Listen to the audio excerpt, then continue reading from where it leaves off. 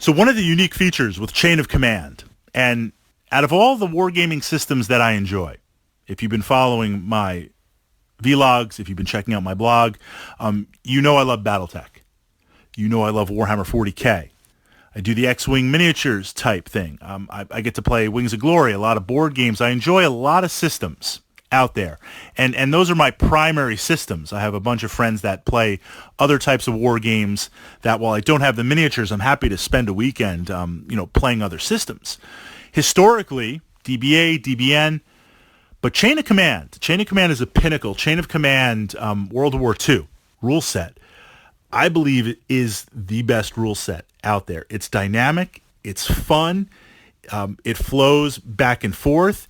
It is a you go, I go system, but you don't always get to activate everything you want. And there's a number of feelings in there, a number of examples in there, features where it has the quick play of you go, I go. You know, a war game that has alternating activations. It's great in theory because we take turns activating units. It's a counter unit on there, but certain battles can take a long time. That's one of the reasons why early on, not only was it simplistic, but the reason why I think many war games like 40K stuck with you go, I go, is because it moves the game very fast. So Chain of Command, you take your command dice based on the level that you have, you roll those D6s, and based on what you get, 1 to 4, 1, 2, 3, or 4, you can activate a support unit, you can activate a section, a senior leader or junior leader, issue commands, and do different things. If you get a 6, double 6, you get to go again. So it can be you go, I go, but here's an example of a non-interrupt where I get a second turn. If you roll 3 6s, the turn can end, and various effects happen. And when you roll 5s, you generate command dice. And this is, in my opinion, one of the best features about this rule set. And I felt like this was good to kind of set the stage, set the foundation to move in and ask the question, tactically if you're getting into Chain of Command, or tactically if you play Chain of Command, how do you use that command dice? How do you utilize it? I'm going to share my opinion on it, and admittedly I'm a little bit aggressive on here. Conservative might be better, but in terms of historical wargaming, for the most part, we play late war because I love my tanks. I love my advanced tech. Playing the Germans late war, I have to be aggressive. I have to be. It's Fortress Europe on there.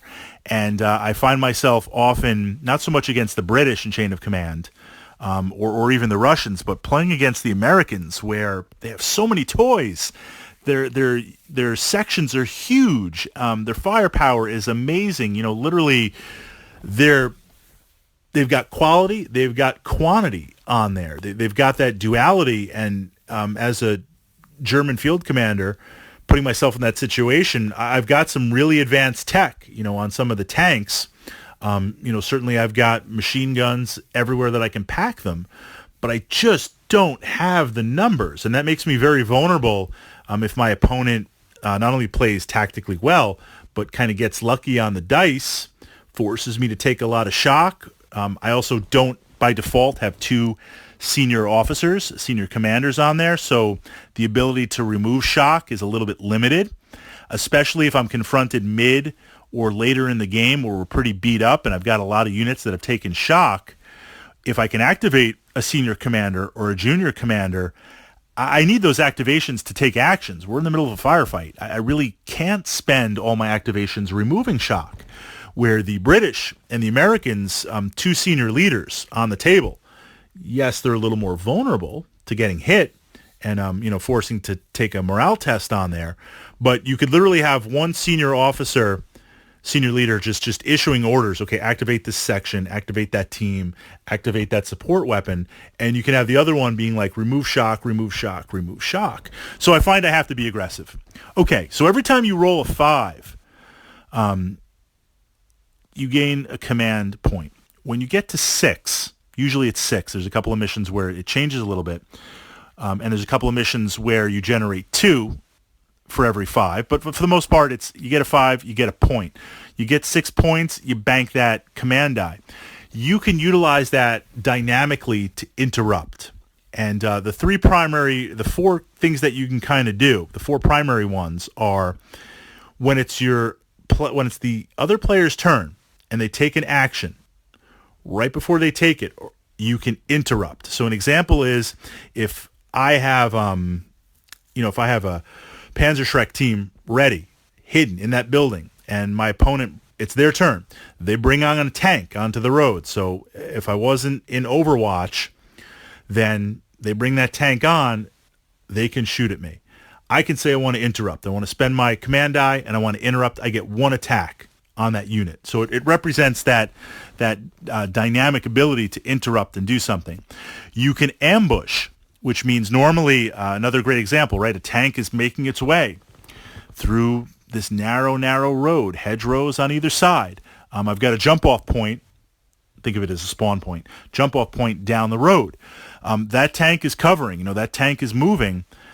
If I have an anti-tank team off the table, I can ambush, bring it on, make my attack, and then bring it off. So we have examples to manipulate on there. We also have examples where I can take a jump-off point and redirect it. So the jump-off points represent points on the map, points on the gaming table where something is located there.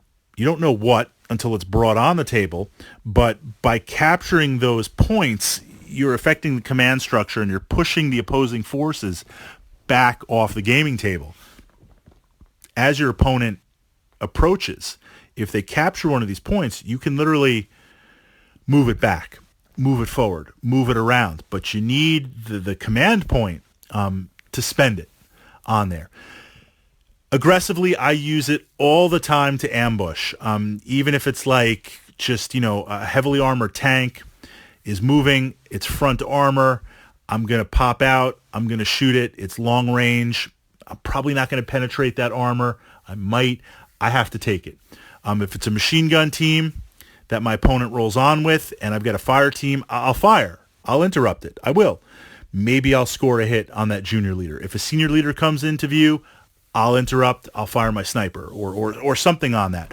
So often a lot of aggressive long shots, not tactically the best, but again, playing historically, I'm outnumbered, I'm outgunned, I have to utilize the tech that I have.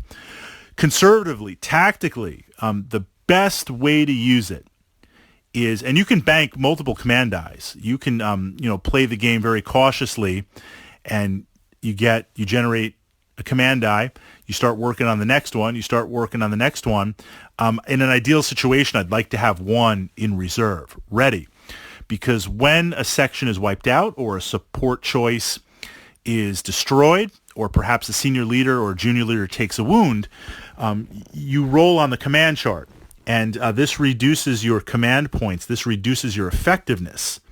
And when you get to 0, essentially your forces break and the game is over on there. So you're moving down on this chart. If you take out one of my tanks, I'm going to roll. 1 to 2, nothing happens. 3, 4, 5, or 6, I lose 1 command point. If it's a senior leader, it might be 1 to 2, nothing. 3 to 4, 1 point. 4, 5, and 6, 2 points I lose. So having a command die lets you not take that test. That is tremendously powerful on there.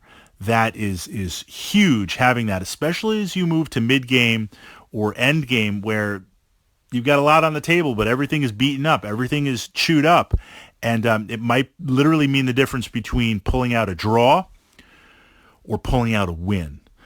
A very, very unique feature of the game. And I really like how it's utilized. It's a D6 system. It's very simplistic, but it's so well thought out. The simplicity of it makes it so complex and makes it so much fun